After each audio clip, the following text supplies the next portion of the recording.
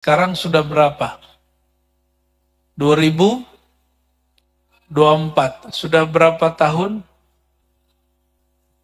Sahabat sudah. Tapi untungnya, ini untungnya. Mekah, Madinah, pusat Islam bukan Turki, bukan Baghdad, tapi Mekah dan Madinah.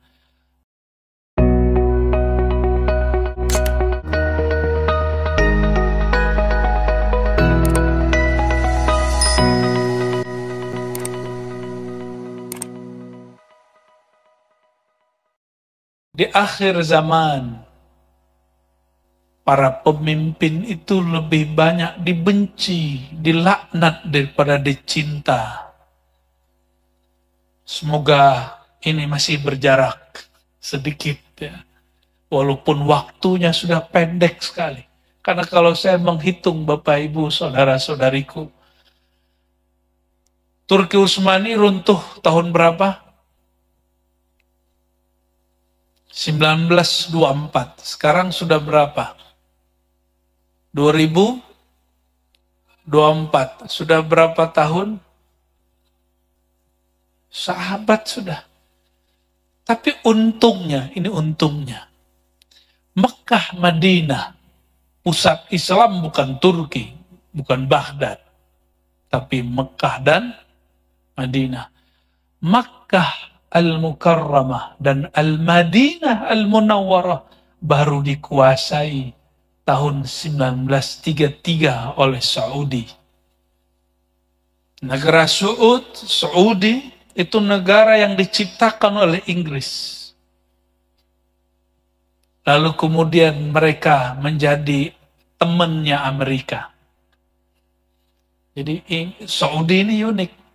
Tapi kalau proyek, temannya sama Cina. Maka yang bikin proyek-proyek di Mekah, Madinah itu Cina. Pinternya orang Saudi ini, orang Arab suka begitu ya. Dia ambil kebaikan dari manapun. 1933 barulah Mekah, Madinah dikuasai. Sekarang ada berapa tahun lagi? 2024. Berarti 2003 kalau ada ustadz berceramah, Imam Mahdi muncul 2024. Tunggu dulu. Ya, ente salah hitung bro. Ya. Ini bukan mencocok logi. Hitungnya dari 2 kota suci. Bukan dari kota pemerintahan. Jadi ilmu akhir zaman gak bisa cocok logi. Apalagi pakai WA-WA-an. WA dulu teman yang di Palestina. WA dulu teman yang di Mekah. Kata teman di Mekah, Imam Mahdi telah keluar. Ternyata Imam Mahdi sudah mati di Suriah. Banyak kawan-kawan saya, para pendakwah itu terburu-buru untuk menentukan ilmu akhir zaman. Padahal akhir zaman, ayuhal ikhwah, semua hadirin, akhir zaman itu kata Nabi Muhammad SAW akan muncul khalifah ala minhajin nubuwah berdasarkan manhaj kenabian. Manhaj kenabian itu ada pada ruh, bukan pada akal. Jadi umat Islam gak usah sedih-sedih amat. Akalnya tidak semaju orang barat hari ini. Tapi kita dulu pernah semaju mereka, bahkan melebihi mereka. Sekarang kita mau ngejar akal orang barat gak sanggup. Kita nikmati saja hasil penemuan mereka. Kita tinggikan, kita kuatkan peradaban rohani. Dan ternyata cocok juga. Ini baru cocok logi nih Paman. Kita buat pengajiannya di alam roh. Di alam arwah ya. Ya kalau yang bisa lihat, bisa Pak. Bisa kelihatan di alam arwah. Kalau yang bisa lihat.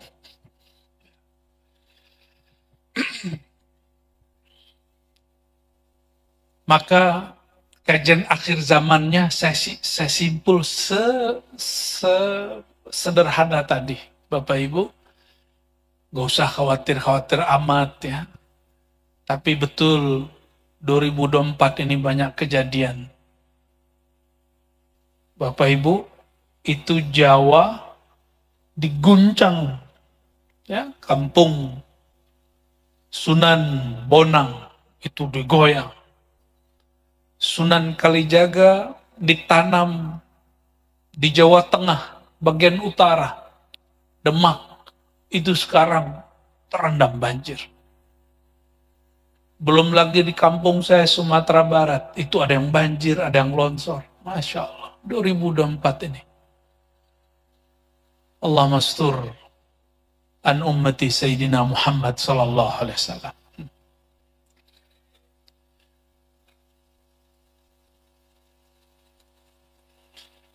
Kita persiapkan untuk 9 tahun lagi.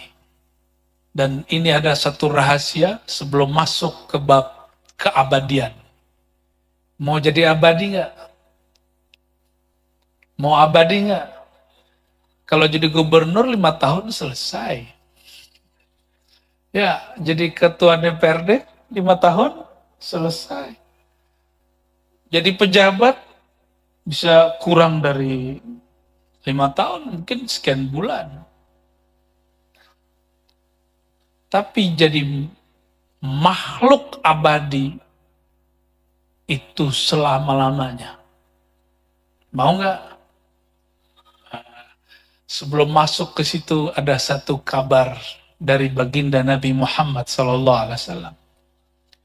Al-Imam Al-Mahdi. Al-Mahdi artinya yang di-guiden oleh Allah. Bukan imam yang suka ngimpi, bukan. Imam yang dihidayahi oleh Allah SWT. Itu sang imam. Nanti memimpin negeri, seluruh negeri tanpa perlu pemberontakan. Tanpa perlu ngebom-ngebom. Tapi justru mereka diminta untuk memimpin. Mereka memimpin 9 tahun. Berapa tahun? Tapi sebagaimana Dajjal 40 hari, 1 hari sama dengan setahun. Maka 40 hari, lama sekali rasanya. Sebagaimana dulu Dajjal Samiri pernah keluar di masa Nabi Musa, juga 40 hari, tapi rasanya sangatlah lama.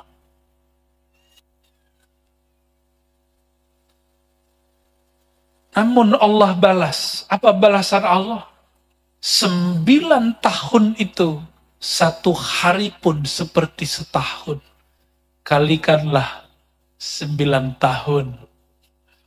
Kali 365 hari, kali setahun.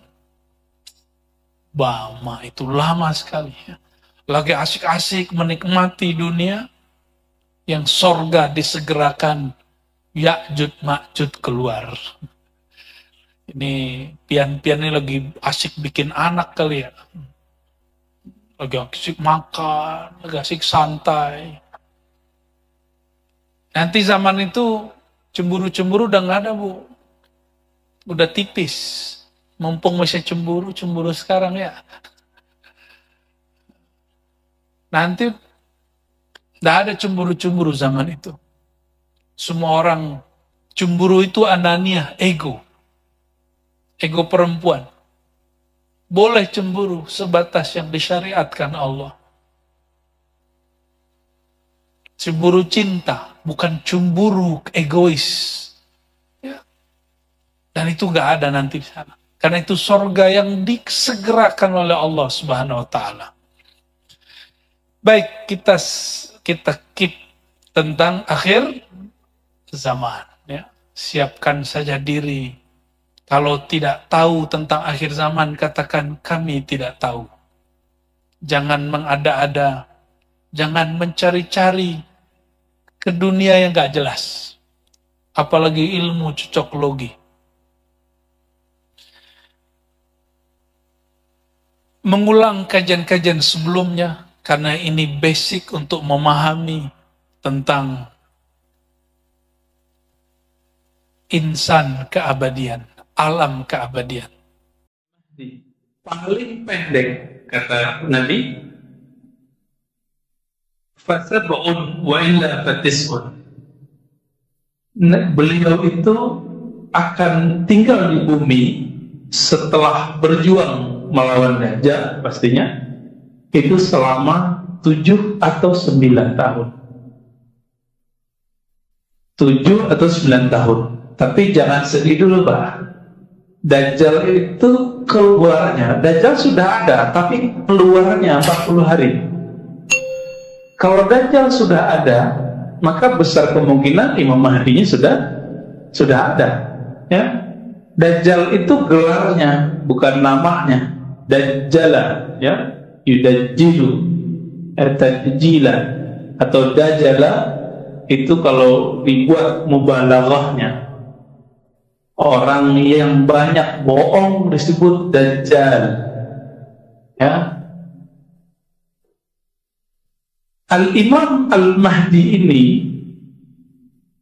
sebenarnya namanya siapa? Gitu. Maka Nabi mengatakan ismu kasmi atau kaismi. Namanya, isimnya seperti isimku, seperti namaku. Isim atau nama dalam bahasa Arab artinya berbeda dengan nama dalam bahasa Indonesia. Ismun bahasa Arab itu diperdebatkan oleh ulama, itu asal katanya wasem atau ismun itu sendiri. Maka karena perdebatan ini muncullah makna dari isim. Nama itu artinya dalam bahasa Arab ada 2. Pertama, alamun, tanda-tanda, simbol-simbol, gejala-gejala. Yang kedua, al-ulu. Jadi dari kata sumung, ismun dari kata sumung, maka sama langit disebut yang tinggi. Fa kullu ma'ala sama'un. Semua yang di atas kita yang tinggi disebut langit. Ya, orang tua kita dulu nyebut apa ini disebut langit-langit gitu kan. Bukan langit beneran, tapi langit. Artinya sudah disepakati dalam semua bahasa. Jadi kalau digabung, apa arti ismu ka ismi? Isimnya nama kemuliaannya, keluhurannya, ketinggiannya, dan tanda-tandanya seperti tanda-tandaku dan seperti ketinggianku. Kalau kita kembali ke Quran, yarfa'illahu allazina amanu minkum walladzina utul ilma darajat. Allah itu mengangkat orang beriman dan berilmu. Berarti si Imam Al-Mahdi ini mesti dia imannya di atas rata-rata, ilmunya juga berbeda. Saya dulu bingung ya, Imam Mahdi ini kan banyak yang ngaku, Pak. Tapi ketika kita membaca satu kitab judulnya Khatmul Aulia karya Imam Al-Hakim At-Tirmidzi, Imam ahli hadis di masa salafus saleh, tapi serius berbicara wali, baik wali di zamannya, wali di zaman Rasulullah, sampai wali di akhir zaman. Apa kata beliau? Yang dimaksud dia punya tanda-tanda dan punya ilmu yang tinggi. Bedanya dengan kita, kalau ulama biasa sibuk berbicara tentang masa depan, surga, neraka, itu ulama biasa. Tapi kalau Al-Mahdi atau Khatmul Aulia, penutup para wali di akhir zaman, bersama dengan Nabi Isa nanti, ciri-cirinya ilmul awwali. Dia mengetahui ilmu asal-muasal alam semesta. Jadi dia ngerti ilmu nasab rohani. Kan di dunia ini ada yang pakar nasab jasmani, Pak. Jadi kalau kita ketemu dia tahu kita binnya siapa. Itu nggak banyak, paling 1-2 orang di dunia ini. Tapi untuk nasab saya ini, dulu di alam ruh itu siapa? Dia tahu, Pak. Dia dikasih ilmu itu. Itu penjelasan Imam Al-Hakim At-Tirmizi. Dulu kita ketika mengatakan, ya Allah, kami menyaksikan Engkau. Ketika Allah bertanya, bukankah aku Rabb kalian, Tuhan pencipta kalian? Lalu kita semua mengatakan, syahidna, tentu ya Allah kami menyaksikanmu. Dia tahu persis siapa saja itu. Itu yang disebut Al-Mahdi. Ya, jadi setelah kita gabungkan riwayat hadis ini dengan riwayat imam ahli hadis yang mengerti ilmu kewalian, itulah maknanya. Bukan berarti dia tahu gaib, tidak, tapi dia diberitahu. Dalilnya tadi surat Al-Mujadalah ayat 11. Walladzina utul ilma, dan orang-orang yang diberikan ilmu. Jadi ilmu itu diberi, Pak. Kita kan merasa kita yang pintar. Saya merasa saya pinter misalnya, padahal pinter itu diberi oleh Allah. Kalau kita sadar bahwa pintar ini anugerah, mungkin gak saya sombong? Mungkin gak kita sombong?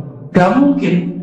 Maka sebagaimana Nabi adalah orang yang paling tawadhu di masa hidupnya, Al-Mahdi itu juga orang yang paling merasa hina di hadapan Allah Subhanahu wa ta'ala. Kita gak ketemu Pak sekarang, ya. Kalau ketemu ya susah kali aku ketemunya. Jadi ketika Nabi mengatakan isimnya, namanya seperti namaku, nama ayahnya seperti nama ayahku. Kalau diterjemahkan versi tadi apa? Tanda-tandanya, ya, ketinggian ilmunya, kehebatan rohaninya seperti aku, dan ayahnya seperti ayahku. Jadi nggak mesti itu nama fisik. Dan ini juga sudah disinggung oleh salah satu ulama di Palestina, bahwa nama Al-Mahdi nggak mesti Muhammad, gitu. Kenapa? Karena semua kita itu sudah bernama Muhammad, Pak, secara fisik.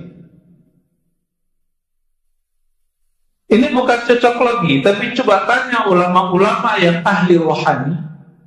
Mereka mengatakan bahwa kalau kita di dalam perut ibu kita, itu dilihat, Pak, kepala, badan, semua itu tulisannya kayak mim, ha, min, dal.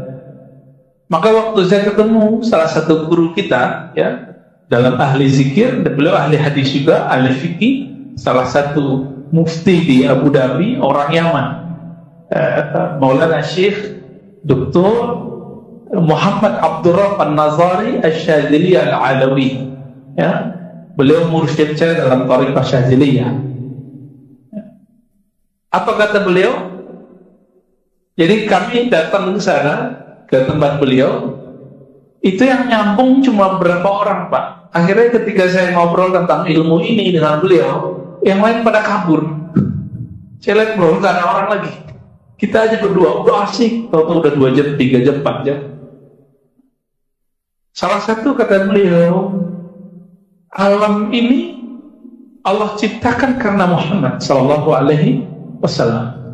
Dalilnya apa? Hadis Imam Al-Hakim, ya. Laulahu ya Adam ma khalaqta. Kalau bukan karena Muhammad Adam, aku tidak ciptakan engkau. Maka fisiknya Nabi Adam dan alam semesta itu selalu ada pencirian nama Nabi Muhammad di situ. Selalu ada, Pak. Maka nanti ketika orang masuk neraka, itu tubuhnya pasti dirubah beberapa bentuk. Mungkin wajahnya dirubah jadi binatang gitu, supaya tidak menjadi mim, ha, mim, dal. Jadi beliau mengatakan kepada saya, kalau engkau memandang semua makhluk, maka di situ sebenarnya ada nur pencirian Nabi Muhammad di sana, karena mereka tercipta, Allah ciptakan karena Nabi Muhammad Sallallahu Alaihi Wasallam. Dan Nabi disebut dalam Al-Quran rahmatan lil alamin, kasih sayang, rahmat bagi alam semesta. Pohon, batu, bangunan, semuanya, tubuh kita itu adalah alam semesta. Maka tubuh ini sudah dapat pancaran dari rahmatnya Allah Subhanahu wa ta'ala. Maka haknya tubuh itu sujud. Coba kita lagi sujud, mirip orang lagi di dalam janin nggak? Di dalam perut nggak? Sangat mirip sekali. Sangat mirip sekali. Orang kalau sakit-sakit badannya suruh sujud aja Pak. Nanti badannya enakan lagi tuh. Ya, pegel-pegel nih punggung, suruh sujud. Kenapa? Itu kembali ke fitrahnya. Kira-kira seperti itu. Jadi Bapak yang suka sakit punggung tuh tinggal buat akselerasi aja sujudnya tuh ya, mau dipanjangin dikit, mau dilebarin dikit. Ya. Seandainya dunia ini sisa cuma beberapa hari, pasti Allah kirim Al-Mahdi. Apa dalilnya? Disebutkan dalam hadis Imam Tirmizi, "Lau lam yabqa min ad-dunya illa yawmun." Qala zaidah fi hadisihi la tawwala Allah dhalika al-yawm hatta yab'atha fihim rajulan min ummati atau min ahli baiti.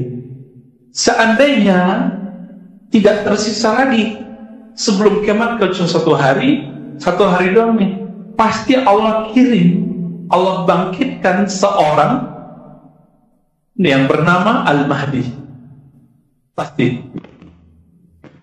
Lalu Allah panjangkan hari itu. Jika Dajjal 40 hari, 1 hari sama dengan 1 tahun. Di hadis Imam Ahmad itu kan dikatakan hari pertama sama seperti 1 tahun, hari kedua seperti 1 bulan, hari ketiga seperti 1 minggu, hari keempat seperti 1 hari, lalu hari berikutnya sama seperti hari-hari yang lain. Namun kalau kita masuk pada hari itu sama kayak 40 tahun rasanya. Kok bisa? Bapak saudara masih ingat waktu kecil dulu, waktu belum ada alat-alat, belum ada perangkat-perangkat seperti sekarang, belum ada mobil seperti sekarang, itu kayak hidup tuh lama, benar nggak? Hidup terasa lama. Maka nanti apabila alam semesta ini sudah dieksploitasi sehancur-hancurnya, kita nggak tahu apakah 5 tahun lagi, 10 tahun lagi, 15 tahun lagi, kita nggak tahu Pak. Ini kan Saudi sudah mulai kehabisan tambang minyaknya, benar nggak? Sudah mulai kehabisan. Indonesia juga sudah mulai habis. Ya, maka teman-teman kita yang kerja di perusahaan bahan bakar minyak itu sudah banyak yang berhenti Pak, atau cari kerjaan lain, atau diberhentikan. Itu udah banyak ya. Teman-teman saya sudah banyak yang begitu. Ini sudah pertanda bahwa eksploitasi bumi hampir berakhir. Kalau bahan bakar itu nanti habis, kira-kira nanti lampu bisa hidup nggak? Mobil bisa jalan nggak? Kecuali nanti pakai tenaga surya ya. Maka sekarang orang udah prediksi itu. Kenapa sekarang buat tenaga surya? Karena orang udah prediksi itu. Tapi tetap aja olinya nanti dari tambang bumi. Nggak bisa jalan Pak nanti mobil kita. Ini bukan nakut-nakutin ini Pak, emang menakutkan. Memang ini menakutkan sekali. Ketika Dajjal itu keluar, apa kata Nabi? Naruhu jannatun. Nerakanya itu surga, surganya itu neraka. Maka si Dajjal ini sebelum dia keluar, itu sudah menyebar fitnah dulu. Kekacauan di mana-mana. Ketika dia keluar, itulah puncak kekacauan di dunia. Maka Nabi mengatakan, aku khawatir jika di saat Dajjal keluar, aku tidak bersama kalian. Why? Ya, kenapa? 5. Karena setiap orang yang ketemu Dajjal mengira dia sudah ketemu Mahdi. Padahal itu Dajjal. Hati-hati Pak. Semoga berkat kajian ini Allah kasih nur dalam hati kita untuk mengenal itu dengan baik nanti. Kalau enggak, minta meninggal aja Pak sebelum itu. Ya, ini serius nih. Ya. Kalau enggak, minta supaya Allah jemput nyawa kita sebelum itu. Tapi kalau Bapak mau berjuang bersamanya, insya Allah dikabulkan oleh Allah. Ya, berjuang bersama Imam Al-Mahdi. Saya tadi gak akan paham mengenai fitnatul Dajjal. Kita kan berdoa terus nih, Allahumma inni a'udzubika min azabil qabri. Ya Allah, ampuni aku, jaga aku dari azab kubur, azab neraka. wa fitnati Masiihid Dajjal, dan fitnah kekacauan. Jadi fitnah ini kekacauan yang disebabkan oleh Al-Masih Dajjal. Jadi dalam Al-Quran dan hadis yang digelari Al-Masih cuma dua, Al-Masih Isa alaihissalam dan Al-Masih Dajjal. Apa arti Masih? Masih itu yang menyentuh dan sentuhannya sakti. Maka Al-Masih itu masaha, urap atau nyentuh, ya. Apa yang disentuh sama dia sakti. Dia mau apa kejadian. Maka yang membunuh Ad-Dajjal itu nanti cuma Al-Masih yang asli, bersama-sama dengan Imam Al-Mahdi. Begitu dalam hadis dikatakan. Nah, tapi sebelum itu apa yang terjadi? Allah itu sudah setting alam semesta bahwa dunia ini dikuasai oleh kezaliman. Kezaliman siapa? Kezaliman yang disebabkan oleh Al-Masih Dajjal. Ini. Jadi nanti itu kacau semua. Nah, sampai terjadi pandemi ini saya baru paham apa yang disebut fitnatul Dajjal. Tadi saya nggak paham fitnatul Dajjal itu apa. Nggak paham sama sekali. Ketika dulu terjadi SARS, paling cuma daerah regional, daerah tertentu aja gitu ya. Dulu sebelumnya apalagi termasuk virus TBC, polio, itu kan cuma beberapa negara aja, ya kan? Tapi ketika terjadi pandemi sekarang ini, COVID ini, saya baru paham apa yang disebut dengan fitnatul Masih Dajjal. Ini baru awal. Ini baru awal. Kenapa saya sebut awal? Karena dalam hadis dikatakan Al-Mahdi itu keluar untuk memenuhi bumi dengan keadilan, sebagaimana bumi dipenuhi dengan kezaliman. Ini di COVID aja penanganannya tidak sedikit kezaliman yang kita dengar. Mungkin bukan dari pemerintah, tapi dari siapa gitu ya. Bapak, rapid test itu proyek lagi nggak? Swab proyek lagi Pak. Teman kita udah jelas nggak? Bukan COVID. Itu ada teman kita 1-2 ya, tapi dia cerita, saya nggak tahu itu benar atau tidak. Apa dia kena Dajjal juga kita nggak tahu. Ya, dia bilang saya nggak sakit apa-apa, cuma ditahan sama rumah sakit, disuruh tes dulu. Akhirnya diisolasi, padahal belum jelas statusnya apa. Karena sudah ketakutan, ya imunnya rendah, imunnya lemah, kena juga jadinya. Nah ini kejadiannya.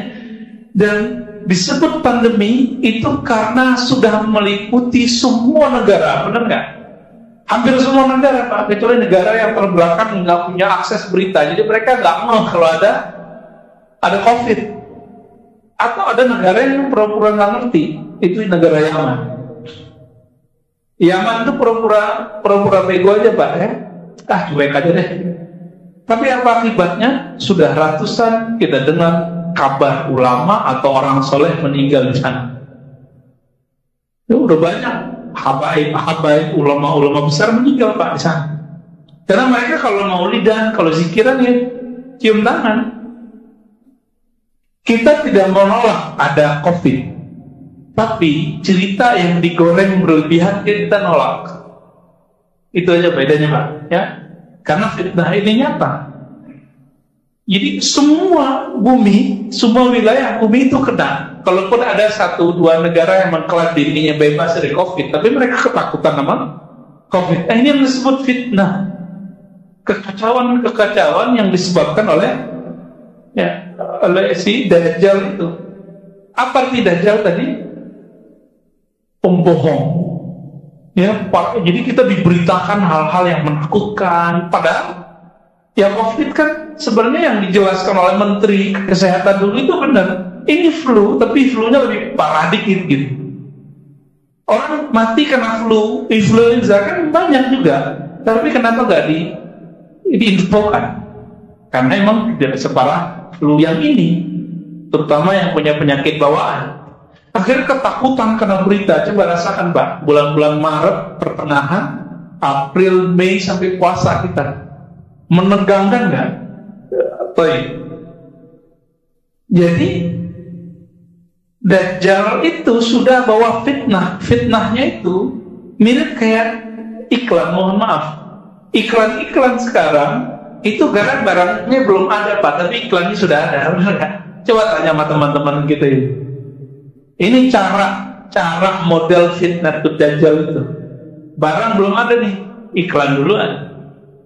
Disetting lah nanti supaya ini sudah banyak yang minta. Akhirnya misalnya disebar orang-orang ke warung-warung untuk ada yang nanya tentang barang ini. Padahal barangnya belum ada. Pak, ada barang ini nggak? Padahal belum ada. Karena sudah banyak permintaan, yang jualan-jualan ini kemudian nanya kepada distributor, ada nggak barang A? Tuh, baru kemudian mereka buat karena sudah diorder. Benar-benar begitu modalnya. Beda dengan transaksi dalam Islam. Barangnya ada dulu baru dijual, kan begitu seharusnya. Baik. Jadi ketika Nabi SAW mengatakan, kalaupun seandainya masih ada satu hari terjadi kekacauan di bumi, pasti Allah akan bangkitkan seorang imam namanya Al-Mahdi. Lalu di hadis Imam Tirmizi ini dikatakan, rajulan min ummati atau min ahli baiti. Dia adalah sosok dari umatku atau lebih tepatnya keturunanku. Nah, ini yang paling menarik Pak. Jadi keturunan Nabi itulah potensi terbesar munculnya Imam Al-Mahdi. Kita cek, ternyata ada ulama yang menolak kemunculan Al-Mahdi. Siapa imamnya? Namanya Imam Ibnu Khaldun. Punya kitab Al-Muqaddimah, ya, dalam ilmu sejarah dan pengantar ilmu-ilmu. Dia menolak ada sosok Al-Mahdi dan turunnya Isa. Tapi pas kita cek, penelitiannya lemah. Siapa lagi? Dulu ada ulama Al-Azhar namanya Shaltut. Itu menolak juga karena mengikuti Ibnu Khaldun. Jadi kalau ada tamatan Al-Azhar menolak sosok Al-Mahdi dan turunnya Isa, berarti dia terpengaruh oleh Ibnu Khaldun. Padahal Ibnu Khaldun dalam bab ini tidak punya otoritas. Yang punya otoritas adalah ahli hadis dan ahli akidah. Beliau lebih kepada ahli sejarah. Oke. Apa kata Nabi? Dia min ahli baiti, dia keturunanku. Maka saya sering bertanya kepada teman-teman kita jemaah, Bapak pernah berpikir nggak ahli bait atau habaib paling banyak sekarang di mana? Ya, di mana? Di Yaman. Yaman negaranya kecil. Cuma di daerah Tarim itu memang banyak ya, Hadramaut, tempat Al-Habib Umar bin Hafiz. Mekah, enggak, ya. Teman saya ada yang namanya Alwi, orang Yaman keturunan, tapi lahirnya sudah di Palu. Tahu Palu Pak ya? Sulawesi. Kuliah di Madinah, karena sekarang Universitas Madinah itu dikuasai oleh salah satu kaum yang lumayan ekstrim dan benci dengan keluarga Nabi. Karena bagi dia orang yang keluarga Nabi itu dianggap Syiah sebagian besar oleh mereka. Nama teman saya ini Alwi. Mereka benci sama nama Alwi. Alwi itu dianggap menyamai nama Allah. Kebetulan dulu di Mekah ada Sayyid Muhammad Alwi Al-Maliki. Mereka gak suka dengan sosok ini, karena mereka kontrak terus dengan sosok ini. Sayyid Muhammad Alwi Al-Maliki, beliau, ayahnya, kakeknya, terus sampai buyutnya itu adalah pengajar di Masjidil Haram. Tahun 80-an terjadi konflik, Pak, gak boleh lagi ngajar. Ini gaya-gaya kelompok ekstrim yang ada sekarang di Saudi. Ya, ekstrim tapi bawa-bawa nama ilmiah. Itu yang menguasai sekarang Masjidil Haram. Jangan pakai logika orang awam yang tidak sahih. Allah tidak mungkin membiarkan Mekah dikuasai oleh orang sesat. Itu logika nggak benar. Dari dulu sudah banyak percobaan untuk menguasai Mekah dan itu berhasil. Cuma sebentar-sebentar doang, paling lama ya berapa puluh tahun, tak nyampe 100 tahun. Nah ini Wahabi ini paling lama Pak berkuasa. Mulai 1924, sekarang udah 1920. Kalau 100 tahun tinggal nunggu aja nih. Tapi apa yang kita lihat, Muhammad bin Salman sudah mulai menyadari. Apa kata beliau? Wahabiyah adalah alat perang dingin Amerika dan Rusia.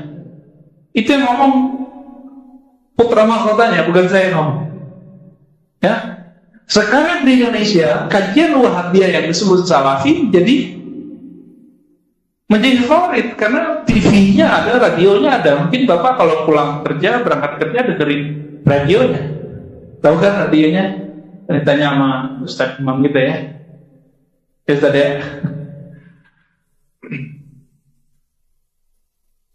Bapak saya makan Allah. Itu ketika nama teman saya Ali, mereka benci. Sehingga saya teringat ya, kalau kita benci kepada zuriat Nabi, berarti kita nanti benci dengan sosok Al-Mahdi. Karena Al-Mahdi itu pasti zuriat Rasulullah, keturunan Rasulullah SAW. Dan mereka sekarang ngomong apa, yang kelompok yang tidak suka dengan zuriat Nabi ini. Sekarang tidak ada lagi keturunan Nabi yang benar gitu. Nggak ada keturunan Nabi. Orang menolak keturunan Nabi berarti dia menolak hadis Imam Al-Mahdi. Bahaya nggak? Bahaya Pak. Hadis Al-Mahdi sahih. Ada dalam Sahih Bukhari, tidak disebutkan namanya ya. Di Muslim lebih banyak, di Abu Daud lebih banyak lagi. Mengingkari ada keturunan Nabi sekarang, mengingkari munculnya Imam Al-Mahdi. Mereka nggak mikir sampai di sana. Kajiannya kajian Al-Mahdi, lucu. Jadi ada banyak ustadz sekarang kajiannya akhir zaman, tapi nggak hormat sama habaib. Kualat padahal gitu ya. Ketika nanti Dajjal itu keluar, dia kira itu Al-Mahdi. Ketika Mahdi muncul, dia kira itu Dajjal. Nanti begitu. Maka Nabi mengatakan ya, dalam beberapa riwayat, ini dari Imam Abu Nu'aim, Al-Mahdi minna ahlul bait. Al-Mahdi itu keturunan kami. Di riwayat lain, min waladi Fatimah, dari keturunan Fatimah. Itu udah pasti. Lalu, kalau kita sudah sadar bahwa ahlul bait nanti di antara mereka ada imam yang disebut Imam Al-Mahdi. Tinggal dihitung Pak, di negara mana sekarang yang terbanyak imam ahlul baitnya, keturunan Rasulullahnya sallallahu alaihi wasallam. Bapak tinggal cek lembaga guyupnya orang ahlul bait disebut Rabithah Alawiyah, Al-Ashraf ya. Itu mereka baik Hasani ataupun Husaini yang paling maju Indonesia. Pimpinannya lahir di Kuita, ya, Habib Zain bin Smith. Tinggal sekarang di Madinah. Sahabatnya Al-Habib Umar bin Hafiz. Itu punya Rabithah Alawiyah. Di Indonesia sekarang, beliau murid-muridnya punya TV, namanya Al-Irth Nabawi, Nabawi TV. Yang Arabnya itu Irth Nabawi, nah di Indonesianya Nabawi TV. Nanti silakan dicek Pak. Itu murid-murid beliau semua, teman-teman beliau semuanya. Jadi kalau ada orang sekarang ini ngaku sebagai keturunan Nabi, itu dicek seperti kita ngecek hadis. Nasabnya kemana, dia klan siapa, benar atau tidak. Ketika sudah dikaji, ada buku panduannya, ada buku rujukannya. Kalau nggak terbukti, maka orang ini Habibnya Habib palsu. Sebagaimana ada hadis palsu. Jadi ini antum nih silakan aku keturunan Nabi, nggak apa-apa. Tapi paling keturunan yang palsu, doif. Ada yang lemah. Yang lemah ini yang disebut keturunan dari jalur apa nyebutnya ya, Idrisiyah. Di Indonesia ini ada jalur Idrisiyah namanya di Indonesia, bukan tarekat ya. Ini agak lemah. Nah, ini terjadi juga perdebatan. Banyak lah di Indonesia. Kalau kita lihat Bapak Selamatkan Allah mulai dari ujung Aceh, Medan, ya, kemudian pesisir Riau, Jambi, Kepulauan Riau, di Malaysia, di Singapura, Palembang, sampai ke Betawi, sampai ke ujung Banyuwangi, yaitu semua pesisir pantai, sampai ke Lombok sana, sampai ke Ambon, Pak. Itu bertebaran keturunan Rasulullah Sallallahu Alaihi Wasallam, dan jumlahnya itu mengejutkan sekali, lebih banyak dari jumlah yang ada di tanah Arab. Bahkan teman saya yang sibuk ngurusin itu mengatakan apa? Beberapa klan, jadi suku, kabilah kira-kira begitu ya. Misalnya As-Saqqaf, Al-Idrus, itu namanya suku-sukunya, Pak. Famnya, mereka nyebutnya family-nya. Itu ada di Indonesia yang masih bertahan, sedangkan di Yaman sudah nggak ada. Nah, ini indikator besar ini, Pak. Indikator besar ini, bahwa besar kemungkinan Al-Mahdi muncul di negeri kita, di Nusantara. Ini bukan kabar gembira, tapi hitung-hitungan kita secara kalkulasi ilmiahnya sangat besar kemungkinan di negeri kita. Tapi kapan? Nah, itu bukan urusan kita, Pak. Nah, jangan coba menakar-nakar tahun sekian, kecuali itu datang dari dia, datang dari Imam Mahdinya. Namun kabar baiknya, jika fitnah Dajjal, kekacauan Dajjal sudah muncul, maka otomatis si Al-Mahdinya juga sudah muncul. Tapi baru tanda-tandanya, Pak. Sebagaimana Ad-Dajjal sudah diikuti orang, disembah orang, maka Imam Al-Mahdinya juga sudah mungkin memiliki murid sekarang. Kira-kira begitu, Pak. Tapi kalau mengikuti kitab Al-Wariful Ma'arif, orang yang punya ilmu mengenal Allah, ma'rifatullah, itu kan ada dua jenis. Ada orang sufi soleh, pakai serban, pakai kopiah, ya, pakai begini, pakai jenggot, pakai gamis, ya kayak ustaz kita lah ya, lengkap gitu. Tapi serbannya kan belum ada tuh. Itu sufi atau orang soleh, kira-kira begitu, orang alim. Tapi ada yang disebut malamatiyah. Apa arti malamatiyah? Dia menampilkan yang bukan di dalam hatinya untuk menyembunyikan kebeningan kalbunya. Jadi hati-hati, Pak. Jangan-jangan sang Imam Al-Mahdinya sudah ada, cuma dia penampilannya sama kayak orang-orang biasa, kita nggak tahu, gitu. Dan menariknya apalagi di agama Yahudi dan Nasrani itu ada ajaran tentang Imam akhir zaman itu, sang penyelamat di akhir zaman. Orang-orang Yahudi punya istilahnya, mereka nyebutnya Tazor atau apa ya, kita cek di buku-buku mereka yang online, ya kan banyak tuh PDF mereka, jurnal-jurnalnya. Mereka punya juga istilahnya, Imam penyelamat di akhir zaman, yang nanti akan mengembalikan kejayaan Nabi Sulaiman di Yerusalem. Makanya sekarang mereka sudah siap-siap kembali ke Palestina sana, ke Yerusalem, untuk menguasai kembali. Tapi nggak usah khawatir, Pak. Salah satu misi dari Al-Mahdi itu nanti menguasai Al-Quds, menaklukkan kembali Al-Quds dan dikembalikan ke umat Islam. Baik. Apa dasar saya mengatakan jangan-jangan Imam Al-Mahdinya itu malamatiyah, menampilkan hal-hal yang biasa sehingga orang tidak mengira dia punya ilmu itu, padahal di dalamnya dia sangat mengenal Allah Subhanahu wa Ta'ala. Ini contoh. Di antara Bapak ini kan ada yang kuliahnya unik-unik, ada yang mampu berbahasa yang kita nggak mampu, ada yang punya skill yang kami tidak mengerti skill itu. Kelihatan nggak dari jidatnya? Enggak ya? Kalau Bapak nggak berpenampilan dosen di kampus, kita nggak ngerti kalau Bapak ini seorang dosen. Bapak ini seorang direktur, GM. Kalau nggak ada kartu pengenal, kita kan nggak ngerti. Baju semua orang sama, kira-kira begitu loh Pak. Dia pakaiannya sama kayak kita, tapi rohaninya kualitasnya berbeda. Apa dalilnya? Dalam banyak hadis, salah satunya riwayat ini disatakan yuslihuhullahu ta'ala fi lailah. Allah nanti akan islah dia. Islah artinya apa? Allah bersihkan dia, Allah perbaiki zahirnya supaya sesuai dengan batinnya dalam semalam.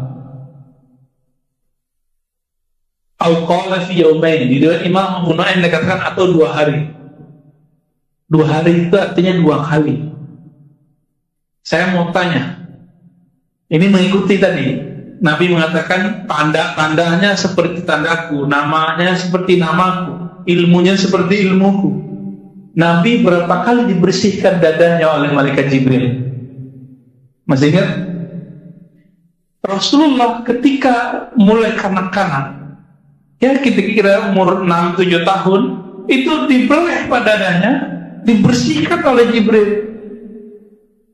Saudara sesusuannya, anak dari Halimah Sa'diyah, melihat itu, pikiran saudaranya bernama Muhammad bin Abdullah itu akan dibunuh oleh orang putih berpakaian putih ketika membelah dadanya. Lari dari mengejar ayahnya dan ibunya, wahai ibu, ada orang mau membunuh saudaraku Muhammad. Datanglah, ya, mengejar ini ayahnya, ayah susunya dan ibu susunya. Pas datang Nabi Muhammad duduk-duduk, lagi main pasir, kira-kira gitu ya, bengong anaknya. Tapi Halimah Sa'diyah sudah mengumpulkan keanehan-keanehan Nabi semenjak beliau diambil, dibawa ke atas onta. Kalau ontanya itu kecil ya, tapi kok menjadi lebih cepat dan lebih seger. Dia sudah catat semua itu dalam pikirannya. Ini bukan orang biasa. Ini bukan orang biasa. Ternyata dulu Halimah Sa'diyah pernah mendengar juga kalam-kalam dari Aminah. Bahwa Aminah mengatakan, satu ba'atsu rasulah, Muhammad, kamu akan dibangkitkan menjadi seorang rasul. Itu sebabnya bagi ahlu sunnah mayoritas ibundanya Nabi bukan musyrik. Gak musyrikah? Gak musyrik. Ayahnya Nabi tidak musyrik. Ini mayoritas ahlus sunnah ya. Hanya ekstremis yang mengatakan orang tua Nabi masuk neraka atau musyrik. Oke. Jadi kalau Nabi dibersihkan di waktu kecil, lalu terakhir sebelum Mi'raj, benar gak? Coba dihitung Pak, sebelum Mi'raj itu berapa tahun Nabi lamanya? Dari umur 7 kira-kira sampai 3 tahun sebelum beliau berhijrah ke Madinah. Nabi hijrah ke Madinah itu sudah 50-an tahun umurnya. Kira-kira ya, 50 sekian lah. Karena Khadijah sudah wafat. Khadijah sudah wafat ya. Pamannya Abu Thalib sudah wafat. Diperkirakan oleh ahli sejarah 3 tahun sebelum Nabi hijrah. Kira-kira nih ya, ada yang mengatakan 2 tahun, tergantung nih riwayat mana yang dia pakai. Maka kalau kita ngikutin ritme ini Pak, Al-Mahdi itu juga akan dibersihkan oleh Allah sebanyak 2 kali. Pertama waktu kecilnya, kira-kira umur 6 atau 7 tahun. Yang kedua, sebelum beliau mendeklarasikan atau hijrah dirinya sebagai Al-Mahdi di depan umat. Kira-kira begitu. Kira-kira berapa tahun? 2 atau 3 tahun. Ini perkiraan apa ya? Maka kalau dihitung, berarti 3 tahun setelah itu terjadi perperangan antara beliau dengan Dajjal. Tapi kapan tahunnya? Wallahu a'lam. Nah, kita nggak tahu nih kapan tahunnya. Coba melihat pandemi sudah begini, sudah meliputi dunia dan seisinya. Ini yang saya sebut dengan dalam hadis Nabi, muliat jawrad. Bumi dunia sudah dipenuhi dengan kebohongan dan kezaliman. Ya, orang sensitif hari ini belum baca Omnibus Law sudah berani. Ya, pro dan kontra, dua-duanya baik pro dan kontra. Bagi saya ini nggak benar sampai dia baca isinya. Baca dulu isinya, mau pro sebutkan pro jadi mana, mau kontra sebutkan kontranya di mana gitu. Kan nggak semua baik di situ, nggak semua dikeburu. Tapi orang sekarang main emosi, maka nanti mohon maaf, karena emosional itu nanti sumbunya pendek semua. Orang akan sangat gampang sekali percaya dengan hal-hal yang tidak mungkin dipercaya sebelumnya. Contohnya gini, orang kalau sudah sakit parah, dia paling gampang percaya sama dukun. Dimulai dengan ahli ruqyah, jinolog. Lama-lama nggak sembuh-sembuh datang ke dukun. Awal-awalnya datang ke uskun, ustadz plus dukun. Lama-lama jadi datang ke dukun. Begitulah. Kenapa? Kalau bahasa dari senior saya, ya, Dr. Syarif masih ngajar nggak? Syarif Hidayatullah masih ya, alhamdulillah. Itu beliau punya diksi yang menarik sekali dulu waktu kita lagi diskusi. Apa kata beliau? Orang yang sakit, orang yang susah, itu daya tawar imannya pendek. Itu kata beliau. Ini saya ingat-ingat nih. Bahasanya bagus karena beliau ahli semantik dan semiotik. Orang yang sakit atau susah itu daya tawarnya pendek. Mau dia nih politisi kalau udah sempit Pak, udah merasa sempit hidupnya, udah gak ada pilihan lagi, datangnya ke dukun. Dan perlu diingat bahwasanya maka Allah Al-Mahdi tidak maksum, tapi rohaninya mengikuti, mewarisi rohani Nabi. Hampir semua. Bedanya Nabi Muhammad SAW punya hak membawa syariat baru, kalau beliau tidak. Gitu aja bedanya. Beliau hanya nanti akan mengikuti syariat Nabi Muhammad SAW sebagaimana Nabi Isa ketika turun. Ini bagian akhir yang mau saya ceritakan. Ketika Imam Mahdi itu memimpin sholat, jadi dunia sudah dikuasai oleh Dajjal nih, dalam waktu 40 hari itu. Belum sampai 40 hari, mungkin 20-30. Itu semua wilayah dunia sudah hancur. Bayangkan Pak sekarang, kalau semua negara resesi, habis resesi nanti apa lanjutannya? Krisis ekonomi. Kalau berlanjut, kan resesi orang masih kuat ya, masih kuat ini. Cuma pertumbuhan ekonominya yang nggak ada. Ya udah minus. Kita waktu tahun 98 sampai 20-an minusnya. Kalau berlanjut, ini bisa semua negara, bukan negeri kita aja. Nah, ini yang disebut jauran, kezaliman di mana-mana. Di saat itulah Al-Mahdi itu kemudian datang ke Makkah, Madinah. Jadi Imam Al-Mahdi itu sekarang bukan di Makkah, bukan di Madinah. Tapi beliau nanti akan datang ke sana. Kenapa? Di sana itu dijaga oleh malaikat Allah sehingga Dajjal tidak bisa masuk. Gitu. Di saat berjuang dan itu diperdebatkan di mana tempatnya, apakah itu di Syam atau di Al-Quds atau di mana tempatnya, lagi sholat, mau sholat nih, udah maju Imam Al-Mahdinya mau jadi imam, Nabi Isa turun. Ketika Nabi Isa turun, Al-Mahdi, hanya Al-Mahdi yang mengerti itu Nabi Isa. Ya, apa kata beliau? Wahai Ruhullah Isa ibn Maryam, silakan menyamami kami, karena beliau seorang nabi. Nabi kan lebih mulia dari seorang wali. Al-Mahdi kan waliullah. Nah, ini adab beliau. Tapi apa adabnya Nabi Isa?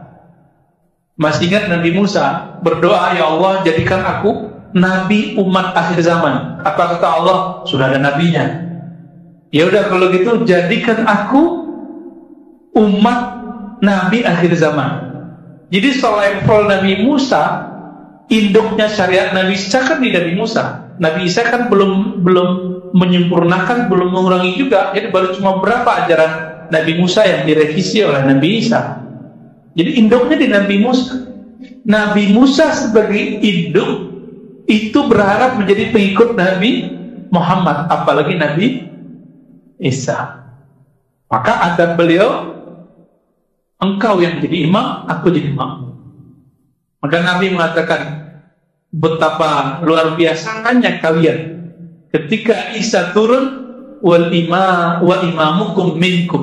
Imam kalian bukan Nabi Isa, tapi imam kalian adalah Imam Al-Mahdi. Ini bisa menolak asumsi yang ditakutkan oleh Shaltut.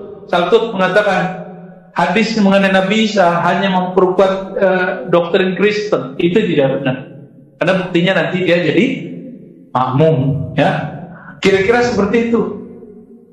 Kesimpulannya sederhana, jika fitnah atau kekacauan Dajjal sudah muncul, maka sebenarnya ilmu-ilmunya Imam Al-Mahdi sudah mulai muncul. Dan ini ditandai dengan beberapa waktu yang lalu banyak orang bicara Mahdi, banyak bicara Dajjal. Walaupun kemudian ada yang tepat, ada yang salah, ada yang hoax, ada yang cocok logi.